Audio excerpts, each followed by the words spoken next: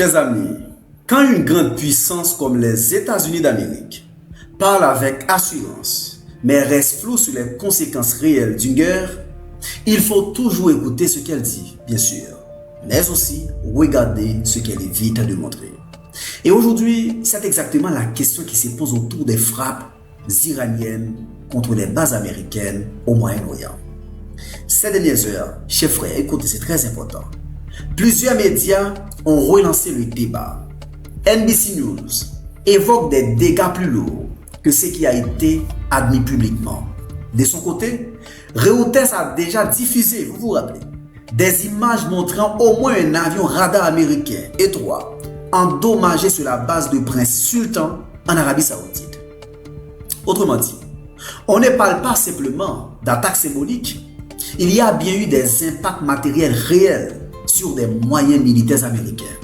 Et ce n'est pas seulement une question d'image. Sur le plan humain et opérationnel, le conflit a aussi laissé des traces importantes. Début avril, des médias internationaux confirmaient déjà la perte d'au moins un F-15 américain au-dessus de l'Iran, ainsi qu'un bilan officiel américain faisant état d'au moins 13 militaires américains tués et de plus de 300 blessés. Donc même sans reprendre tous les chiffres les plus spectaculaires qui circulent, une chose est claire, cette guerre a coûté cher aux États-Unis d'Amérique. Maintenant, la vraie question est simple.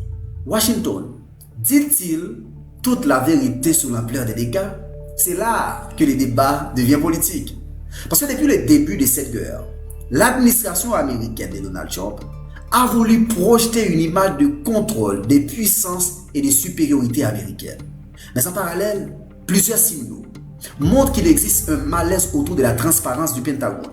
Et pendant ce temps, l'appareil militaire américain commence déjà à ajuster certaines priorités. Par exemple, l'US Air Force a décidé de prolonger le A-10 Warthog jusqu'en 2030, officiellement pour préserver de la capacité de combat, pendant que l'industrie remonte en cadence.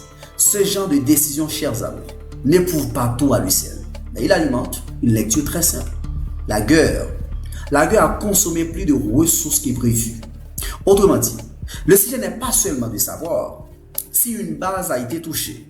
Le vrai sujet, c'est de comprendre si les États-Unis d'Amérique ont sous-estimé la capacité de riposte iranienne ou s'ils essaient aujourd'hui de minimiser les conséquences pour protéger leur récit stratégique. Et là, il faut être critique. Oui, critique.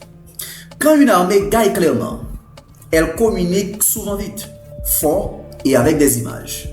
Quand elle tarde à donner un tableau clair, quand les chiffres précis manquent, quand les dégâts restent flous, cela nourrit forcément les doutes.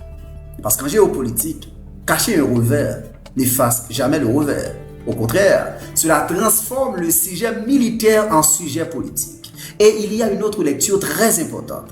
Si l'Iran a réellement infligé plus de dégâts que ce qui a été reconnu jusque-là, cela veut dire que, malgré leur supériorité technologique, les États-Unis d'Amérique ne contrôlent pas totalement le champ de bataille. Et ça, pour Washington, ce n'est pas un petit détail. C'est une question de crédibilité géopolitique. En résumé, oui, il existe déjà des éléments sérieux montrant que les frappes iraniennes ont causé des dégâts réels à des moyens américains. Oui, plusieurs sources crédibles, des NBC News à Reuters, en passant par d'autres rapports internationaux, nourrissent le doute sur l'ampleur exacte des pertes américaines. Mais non, tout ce qui circule sur des destructions gigantesques n'est pas encore confirmé publiquement dans le détail. A bientôt pour une nouvelle chronique géopolitique avec Wissy. N'oubliez pas de liker, de commenter et surtout de vous abonner à la page. Ciao, ciao, ciao, je vous aime.